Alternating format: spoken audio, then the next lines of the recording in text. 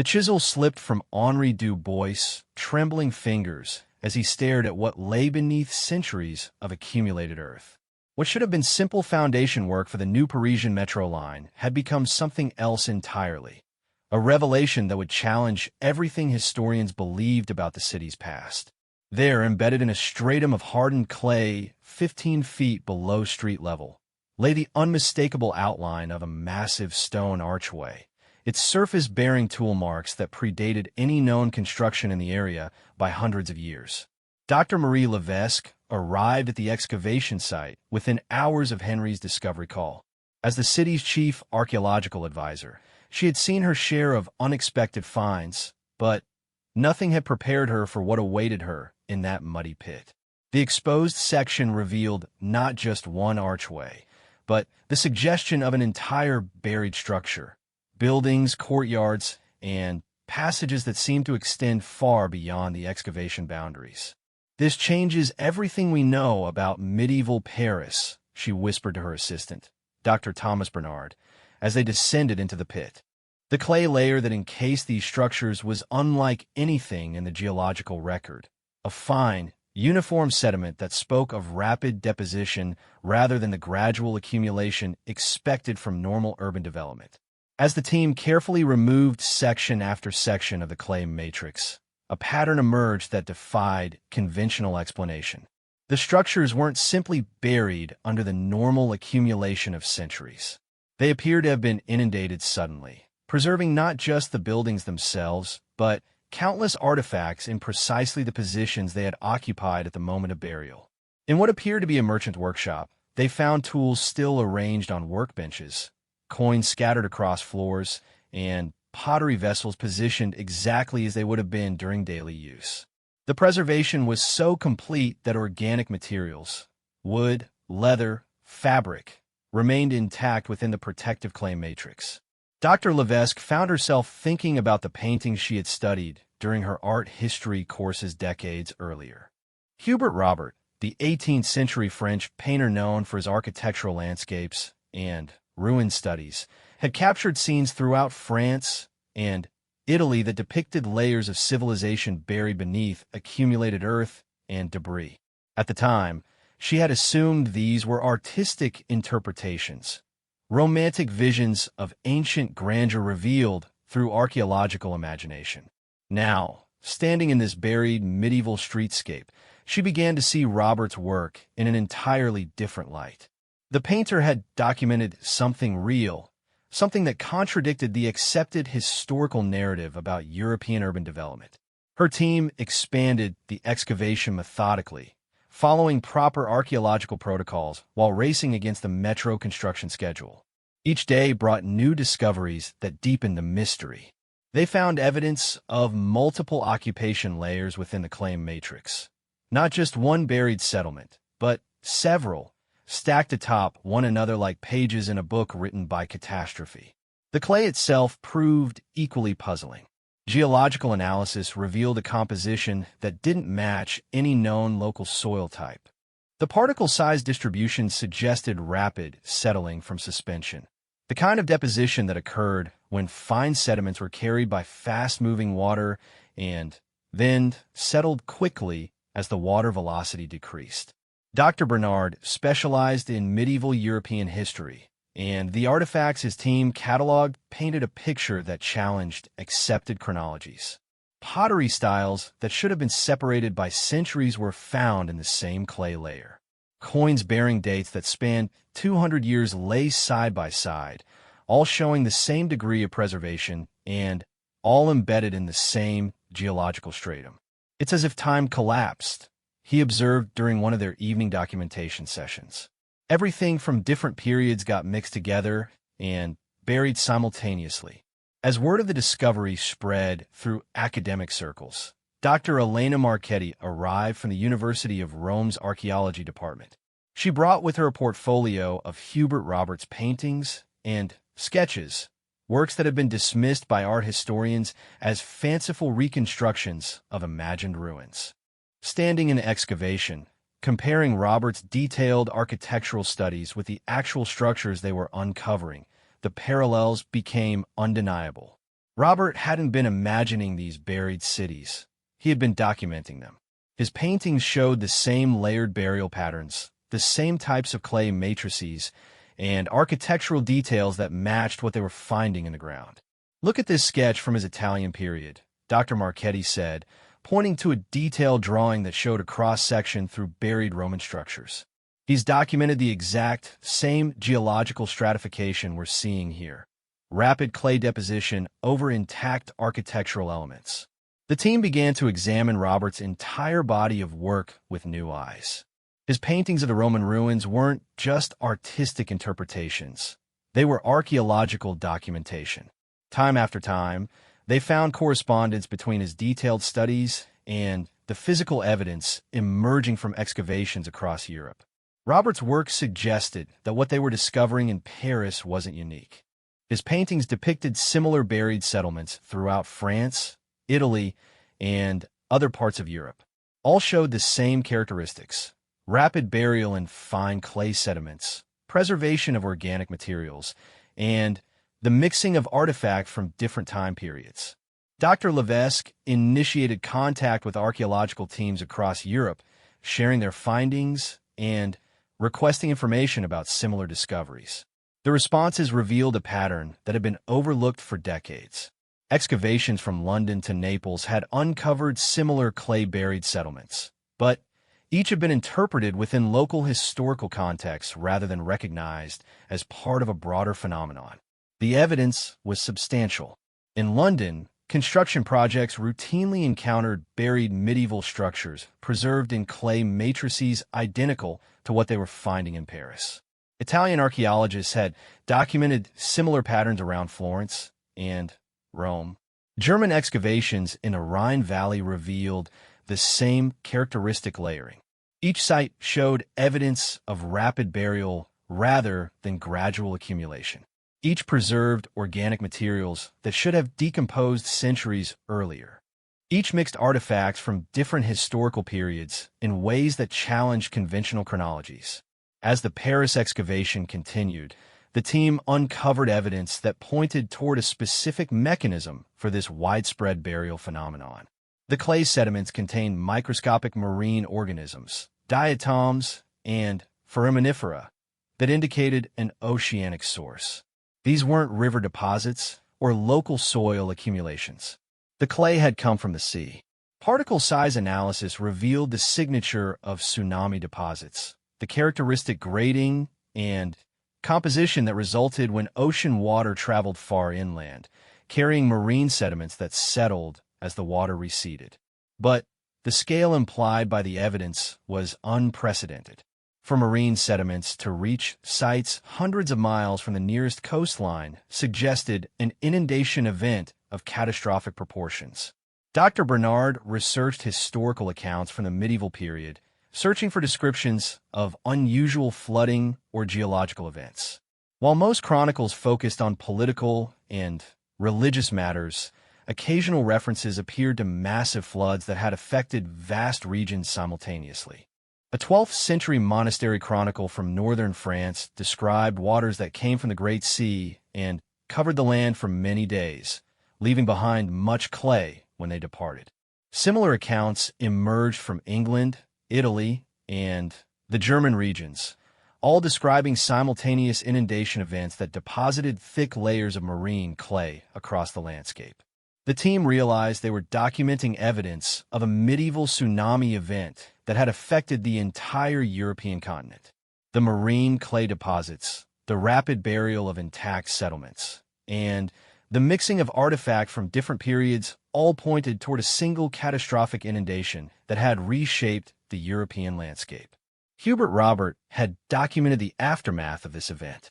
His paintings showed not imagined ruins, but the actual exposed remnants of pre-flood civilization, settlements, and structures that had been buried under tsunami deposits and later partially exposed through erosion or excavation.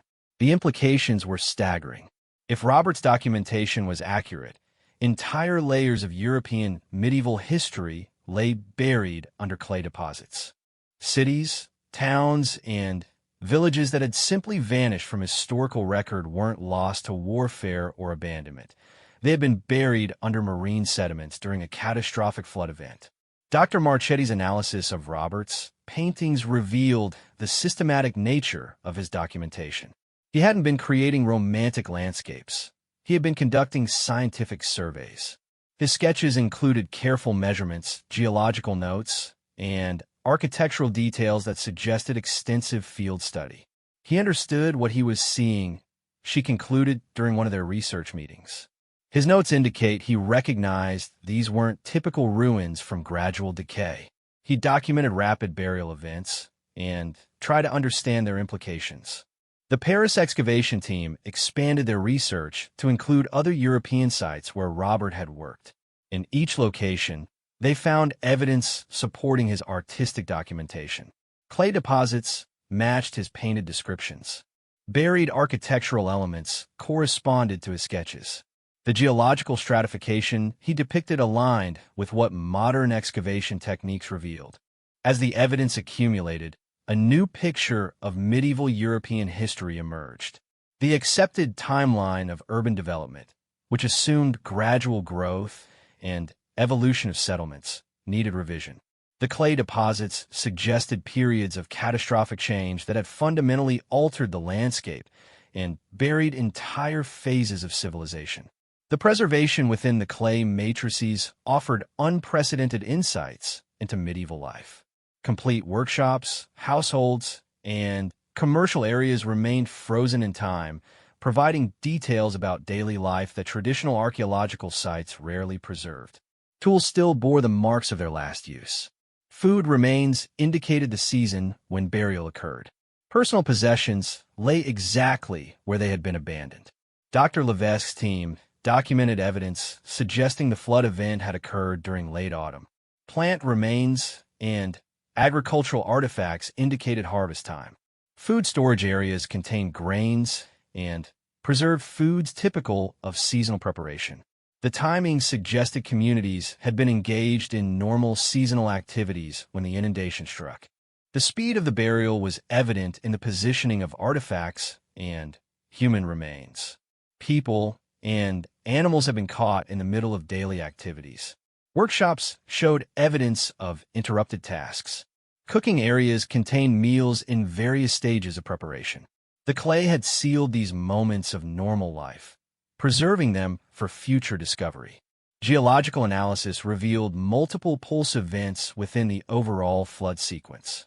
Rather than a single massive wave, the evidence suggested a series of inundation and recession cycles that had deposited clay layers in discrete episodes.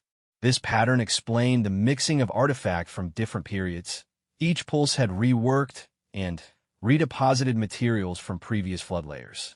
The research team expanded their investigation to include historical climate data and geological records from the medieval period. Core samples from European lakes and bogs contained evidence of simultaneous environmental disruption across the continent.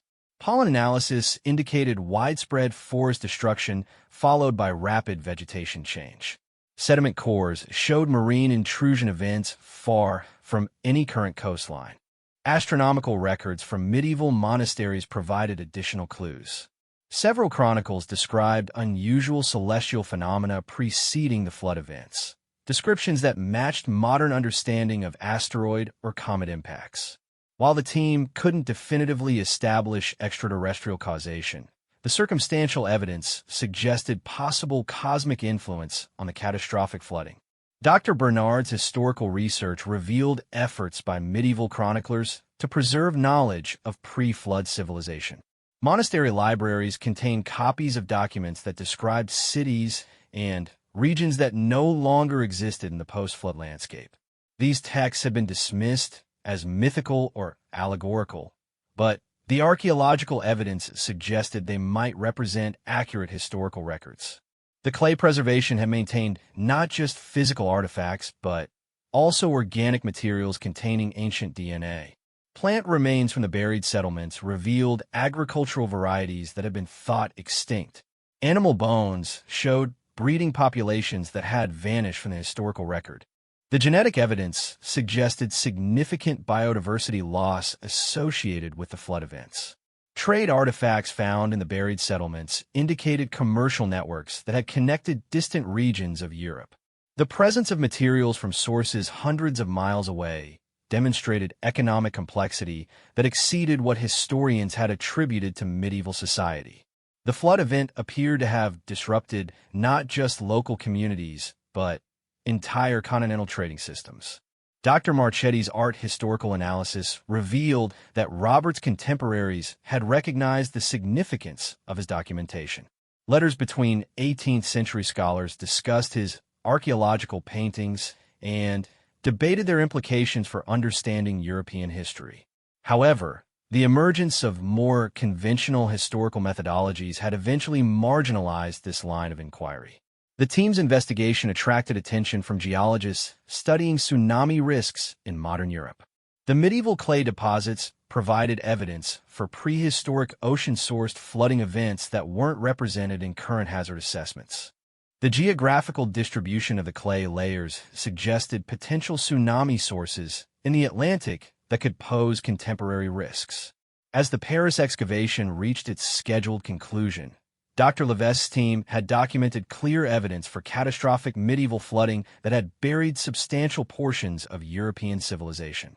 The clay deposits preserved not just individual sites, but entire landscapes that represented alternative paths of historical development. Hubert Roberts' paintings emerged from the investigation as valuable historical documents rather than romantic artistic interpretations. His systematic documentation of buried settlements provided a visual record of Europe's lost medieval heritage, cities, and communities that had vanished beneath marine clay deposits and been forgotten by conventional history. The research challenged fundamental assumptions about historical continuity and urban development. Rather than gradual evolution, European civilization appeared to have experienced catastrophic interruptions that had reset entire regions. The clay-buried settlements represented lost chapters of history that only archaeological investigation could recover. The preservation within the clay matrices offered opportunities for future research that could revolutionize understanding of medieval European society. Complete settlements remained buried beneath cities across the continent, waiting for excavation techniques that could reveal their secrets without disrupting modern urban infrastructure. The story that emerged from the clay deposits was one of resilience and recovery. European society had survived catastrophic flooding and rebuilt civilization from the surviving fragments. The gradual exposure of buried settlements through natural erosion had provided inspiration for later generations, influencing art and architecture through rediscovered examples of pre-flood craftsmanship. Dr. Levesque concluded her final report with recognition of Hubert Roberts' contribution to European archaeological knowledge. His paintings had preserved visual documentation of buried settlements at a time when formal archaeology didn't yet exist. Modern excavation had confirmed the accuracy of his artistic record and revealed the systematic nature of his documentation efforts. The clay deposits continued to yield discoveries as excavation technology advanced. Each new technique revealed additional details about the buried settlements and the catastrophic events that had preserved them. The intersection of art history, archaeology, and geological science had opened entirely new approaches to understanding European medieval history. The traces of flood and clay that Robert had captured in his paintings represented more than artistic subjects. They were windows into a lost world. The marine sediments that had buried medieval Europe had also preserved it, creating an archaeological record that conventional historical sources could never provide. The clay had kept faith with the past, maintaining evidence that would eventually tell its story to future generations willing to look beneath the surface of accepted historical narrative.